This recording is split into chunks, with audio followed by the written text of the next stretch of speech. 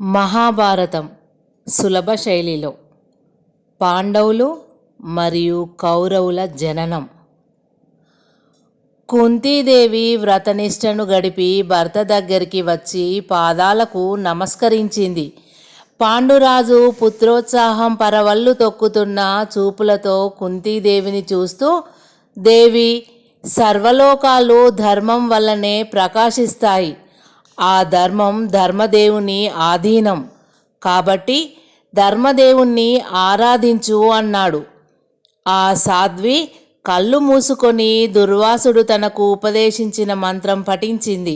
వెంటనే ధర్ముడు దివ్యరూపుడై యోగరూపంలో వచ్చి కుంతీదేవిని కృతార్థురాలిని చేసి వెళ్ళాడు.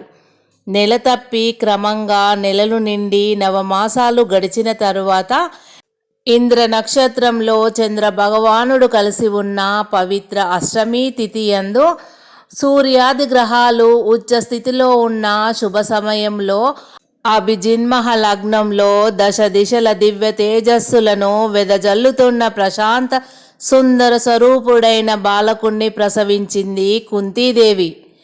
పరిపూర్ణ చంద్రుడు షోడశ కళలతో అవతరించినట్లు చల్లగా, శాంతంగా, నిర్మలంగా వెలుగుతున్న పుత్రమందారుణ్ణి చూసి పాండురాజు ఉప్పొంగిపోయాడు. మాద్రీదేవి పరమానందంతో పరవశించిపోయింది. శతశృంగ పర్వతంలో ఉన్న బ్రాహ్మణోత్తములు ఆ బాలకునికి జాతకర్మాదులు నిర్వర్తించారు. ఓహో పాండురాజా, సత్యధర్మదయాది సద్గుణాలు మూర్తిభవించిన నీ జ్యేష్ఠుడు భవిష్యత్తులో న్యాయగరిష్ఠుడై చిరకాలం వెలుగొందుతాడు.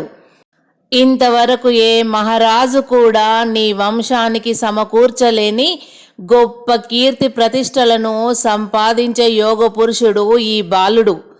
ధర్మతత్పరుడై యధిష్ఠుడై స్థితప్రజ్ఞతో ప్రకాశించబోయే ఈ చిరంజీవికి యధిష్ఠరుడు అని నామకరణం చేస్తున్నాను. ధర్మదేవతను 4 పాదాల మీద నడిపించే రాజు అవుతాడు కాబట్టి ధర్మరాజు అనే పేరుతో కూడా జగత్ ప్రసిద్ధుడు అగుగాక అని శతశృంగ పర్వతం మారు మ్రోగునట్లు గంభీర స్వరంతో బిగ్గరగా అంది అశరీరవాణి. పాండురాజుతో పాటు అందరూ ఆకాశం వైపు చేతులు జోడించి నమస్కరించారు. కుంతీదేవి దైవాంశ సంభూతుడైన కుమారుణ్ణి పొందగలిగిందన్న వార్తను విని భీష్మాదులైన పెద్దలు ఎంతగానో సంతోషించారు. కానీ గాంధారి ఓర్వలేకపోయింది. అప్పటికి ఆమె కూడా గర్భవతిగానే ఉంది. తనకంటే ముందు కుంతీదేవి కొడుకును ప్రసవించింది. అదీగాక పుత్రయోగం నిషేధించబడి కూడా ధర్మదేవుని దయవల్ల కుంతి ఉత్తముడైన కుమారుణ్ణి పొందినందుకు గాంధారి హృదయం అసూయాగ్నులతో ఉడికిపోయింది.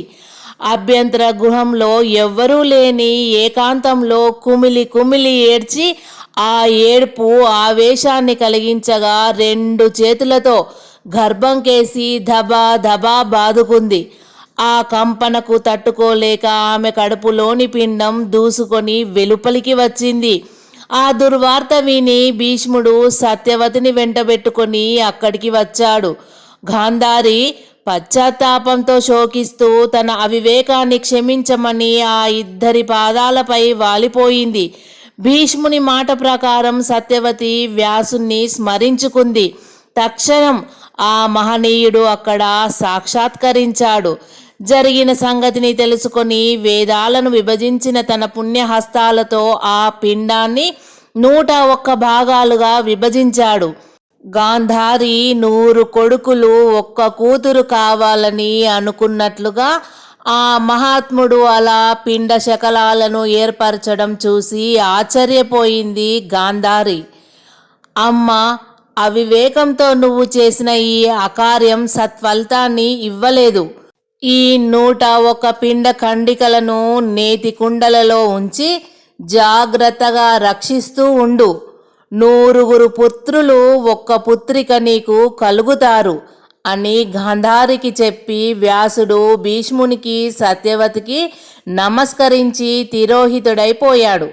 ఆ పొరపాటు ఆ విధంగా సర్దుబాటు కాగలిగినందుకు అందరూ మళ్ళీ సంతోషించారు. ఇక శతశృంగ పర్వతం మీద పాండురాజు కుంతీదేవితో, దేవి, ధర్మావతారుడైన ఈ చిరంజీవి జీవితం చుట్టూ పెట్టని కోటలా కాపలా నిలిచి కలకాలం సేవించుకునే సుకృతి ఒకడు ఉండాలి కదూ. పాండురాజు ఆశ్రమ ప్రాంగణంలో కూర్చొని తన ఒడిలో ఉన్న కుమారుణ్ణి ముద్దాడుతూ అప్పుడే వచ్చి తన పాదాల సమీపంగా కూర్చొని ఉన్న కుంతీదేవిని చూసి అన్నాడు, మీ ఆజ్ఞ ఏమిటో విపులంగా సెలవీయండి స్వామి అంది కుంతీదేవి చిరునవ్వుతో.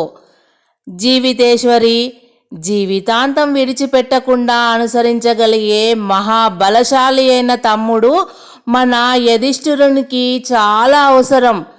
నాకు కూడా కన్నులారా మరొక పుత్రుని పవిత్ర స్వరూపాన్ని చూసి తరించిపోవాలని ఉంది. నా కోరిక కాదనకుండా అని అన్నాడు పాండురాజు. ప్రాణనాథ, నీ పాదదాసి బ్రతికి ఉన్నది మీ సేవా భాగ్యం కోసమే. మీరు తృప్తి పడడం కంటే నాకు కావలసింది ఇంకేముంది? అవశ్యం మీ ఆజ్ఞను శిరసా వహిస్తాను అంది కుంతీదేవి. దేవి, సుగుణవతివైన నీ మనసు నాకు తెలుసు. సర్వజీవకోటికి ప్రాణాధారమైన ఊపిరిని ప్రసాదించే ప్రభంజన మహాదేవుని పూజించి ఆ మహాసత్వుని అనుగ్రహం వల్ల బాహుబల విరాజితుడైన పుత్రుణ్ణి నాకు ప్రసాదించు దేవి అని అన్నాడు పాండురాజు. పాండురాజు పుత్ర వ్యామోహానికి కుంతీదేవి చిన్నగా నవ్వుకుంది. నిష్ఠాగరిష్ఠురాలై దుర్వాస మంత్రం పఠించి భక్తిగా భర్త ఆదేశించినట్లు వాయుదేవుణ్ణి స్మరించుకుంది. కామరూపంతో ఆ సర్వవ్యాపి కుంతీ సన్నిధికి చేరుకొని ఆ ధన్య చరిత్రిని అనుగ్రహించి అంతర్ధానుడైపోయాడు. యథావిధిగా కుంతి గర్భిణి అయి నెలలు నిండి నొప్పులు పడసాగింది.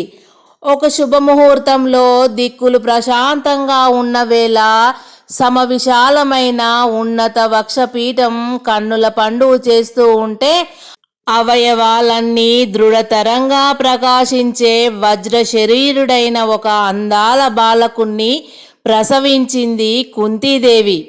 పాండురాజు పొంగిపోయాడు. బ్రాహ్మణులందరూ యథాపూర్వకంగా ఆ కుమారునికి జాతకర్మలను నెరవేర్చారు. పాండురాజా, నీ రెండవ కుమారుడు మహాబలవంతుడు, మానధనుడు, మానవోత్తముడు అవుతాడు. మనుష్యులేగాక యక్ష రాక్షసాదులు కూడా ఈ కుమారుని దాటికి ఆగలేక దాసులవుతారు. అరిలోక భయంకరుడైన ఈ చిరంజీవికి భీమసేనుడు అని నామకరణం చేస్తున్నాను. అన్ని ధర్మకార్యాలలో అన్నకు అండదండగా నిలిచి భక్తి శ్రద్ధలతో సేవించుకుంటూ శాశ్వతమైన కీర్తిని గడించుకుంటాడు అని అంది మళ్ళీ అశరీరవాణి.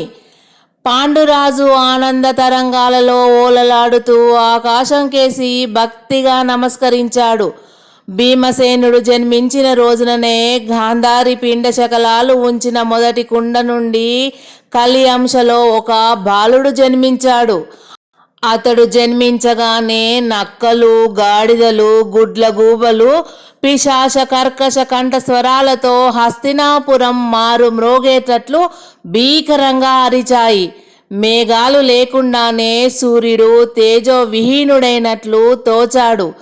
ఆకాశం నుండి కుండలతో కుమ్మరించినట్లు రక్తం వర్షించింది. ఆ దుర్మిమిత్తాలను చూస్తూ భీష్ముడు దీర్ఘాలోచనలో మునిగిపోయాడు. బ్రాహ్మణులు జాతకర్మలు ముగించారు. ఆ బాలునికి దుర్యోధనుడు అని పేరు పెట్టారు.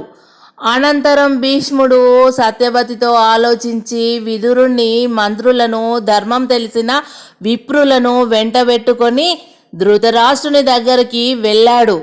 ధృతరాష్ట్ర, నీ కుమారుడు జన్మించిన సమయంలో లోక వినాశకరములైన దుష్పరిణామాలను సూచించే అపశకునాలు ఎన్నో జరిగాయి. ప్రజలంతా నీ పుత్రులే. ఈ ఒక్క పుత్రుని వల్ల ఎంతోమంది పుత్రుల జీవితాలతో ఆటలాడుకోవడం కాకుండా అని భీష్ముని మాట పూర్తి కాకముందే అంతవరకు చెప్పిన భీష్ముని చటుక్కున ముఖం తిప్పి తనకు కళ్ళు లేవన్న సంగతి కూడా మర్చిపోయి తీవ్ర దృష్టులను ప్రసరింపజేయడానికి వ్యర్థ ప్రయత్నం చేస్తూ ఓ కాకుండా అని క్రోధ స్వరంతో అన్నాడు ధృతరాష్ట్రుడు.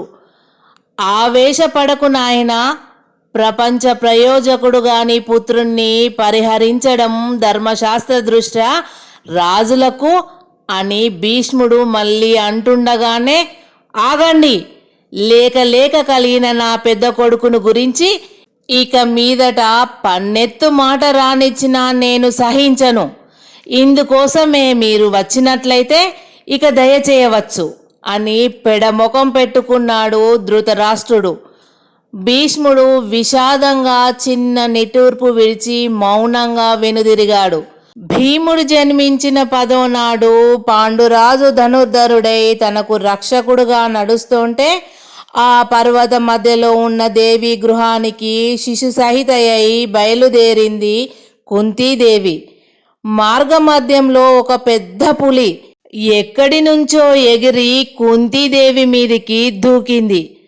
కానీ ఆ పులి తన దేవేరిని సమీపించేలోగానే పాండురాజు నిశిత శరాఘాతంతో ఆ దృష్ట శార్దూలాన్ని నేలకూర్చాడు.